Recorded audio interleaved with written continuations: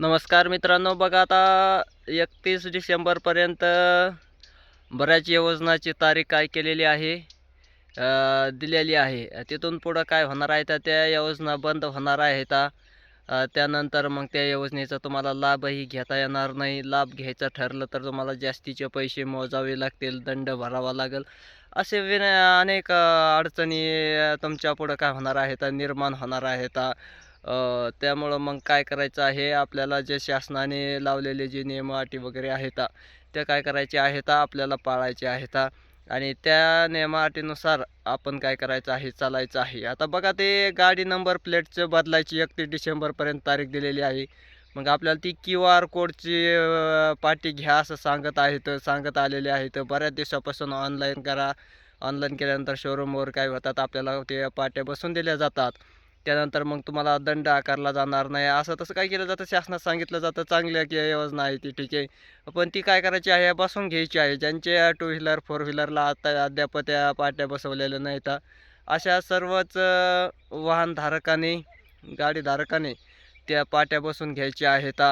नंतर मग त्याची 31 डिसेंबर तारीख शेवट आहे. तिथून पुढं मग त्या ऑनलाईन नोंदणी करता येणार नाही, असं त्यांनी काय केलं आहे, शासनाने सांगितलेलं आहे. ठीक आहे, काही अडचण नाही. त्यासुद्धा बऱ्याच वाहनधारकांनी बसलेले आहेत. अद्याप बसायलाही चालू आहेत. त्यानंतर आहे लाडकी बहिणीची ई-KYC. आता ई-KYC तर जवळपास 2 ते 3 महिने उलटून गेलेला आहे, की ते सांगितलेलं आहे तुम्ही ई-KYC करा, ई-KYC करा. सर्वांनी ई-KYC केलेले आहेत. काही राहिलेले आहेत, त्यांनी काय करायचं आहे, अद्याप 31 डिसेंबरच्या आतमध्ये लवकरात लवकर ई-KYCची प्रक्रिया कशी पूर्ण करता येईल ते पाहायचं आहे. तुम्ही जर ई-KYC केली नाही तर तुमचे अविरतचे हप्ते जे आहेत ते बंद होणार आहेत. त्यामुळं मग सर्वच जे लाडक्या बहिणी आहेत पात्र, ज्यांना हप्ते वगैरे येतात, त्यांनी दुर्लक्ष करायचं नाही ई-KYCकडं.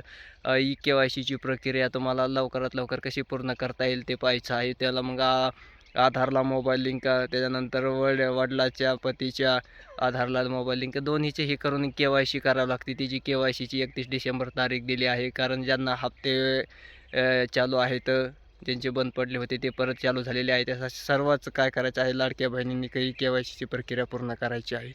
तुम्ही त्याच्याकडे दुर्लक्ष करताल, एखाद्या वेळेस ते बंदही होऊ शकतं. त्याच्यानंतर मग तुमचे हप्तेही बंद पडू शकतात ई-KYC नाही केल्यामुळं.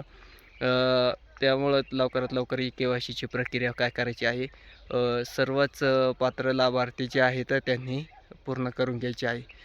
त्यानंतर आहे तो आधार लिंक पॅन. आता तो मुद्दा असा आहे की काहींच्या आधारला पॅन लिंक नाही, आणि काहींना तर मॅसेज वाचतात की नेमका हा काय प्रकार आहे, कसं काय आधारला पॅन लिंक करा म्हणते, तर त्याची शेवटची तारीख आहे, दंड आकारला जाईल. पण ज्यांनी पॅन कार्ड काढलेले आहेत की अद्याप, आणि पॅनला आधार लिंक नाही, म्हणजे ते काय असं आहे की ज्यांनी आधारवर पॅन कार्ड काढलेले आहेत त्यांना लिंक करायची गरज नाही. पण ज्यांनी जे जुने पॅन कार्ड आहेत ना, ग्रामपंचायतच्या रहिवाशीवर काढलेले, मतदान कार्डावर काढलेले, असे जुन्या पॅन कार्ड धारकांना फिक्स आधारला पॅन लिंक करायचं आहे. कारण त्यांचं आधारवर पॅन काढलेलं नाही ना, त्यामुळं मग त्यांना लिंक करणं अनिवार्य आहे. पण ज्यांनी आधारच्या सहाय्याने पॅन कार्ड जनरेट केलेलं आहे त्यांना लिंक करायची गरज नाही, कारण त्यांचं ऑलरेडीच लिंक झालेलं आहे.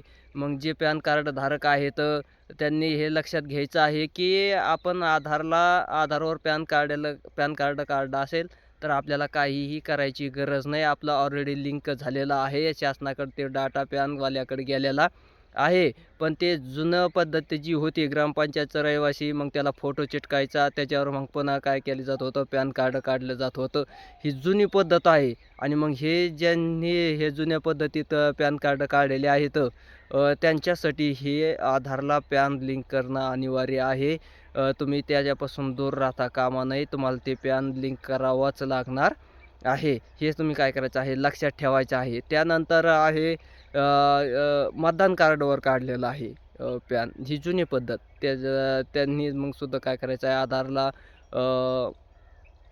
पॅनला आधार लिंक करायचं आहे. हे सर्व जुनं आहे, पण ज्यांनी आधारवरच पॅन काढलेला आहे त्यांना काहीही करायची गरज नाही. ई-के-वाय-सीवर आधारच्या ई-के-वाय-सीवरही काहींनी पॅन कार्ड काढाय त्यांनाही लिंक करायची गरज नाही, कारण त्याचं ऑलरेडी लिंक झालेलं आहे. हे सर्व काय करायचं आहे, पॅन कार्ड धारकांनी काय करायचं आहे लक्षात घ्यायचं आहे. घाबरायचं वगैरे नाही, काळजी करायची नाही, आपलं पॅन कार्ड बंद पडणार नाही. पण हा मुद्दा लक्षात घ्यायचा आहे की आधारवर पॅन काढायला असल्यानंतर काही लिंक करायची गरज नाही. पण जर जुन्या पद्धतीचं असेल मतदान कार्डवर काढलेलं किंवा मग ग्रामपंचायतच्या रहिवाशीवर सही शिक्का फोटो चिटकून, तर त्याच पॅन कार्ड धारकांना हे करावंच लागणार आहे, लिंक करावं लागणार आहे. हेही त्यांनी काय करायचं आहे लक्षात घ्यायचं आहे. ह्या ज्या 3 योजना आहेत त्यांनी काय करायचं आहे तात्काळ हे आपले 31 डिसेंबरपर्यंत सर्व कामे करून घ्यायची आहेत, करून घ्यायची आहेत, तरच तुम्ही या योजनेत पात्र राहताल. नसता मग तुम्ही या योजनेत पात्र राहणार नाही, तर या योजनेपासून तुम्ही दूर राहू शकता किंवा मग तुम्हाला दंड आकारला जाऊ शकतो, जास्तीचे पैसे तुम्हाला भरले करावा लागणार आहे. हे सर्वांनी काय करायचं आहे लक्षात ठेवायचं आहे. धन्यवाद.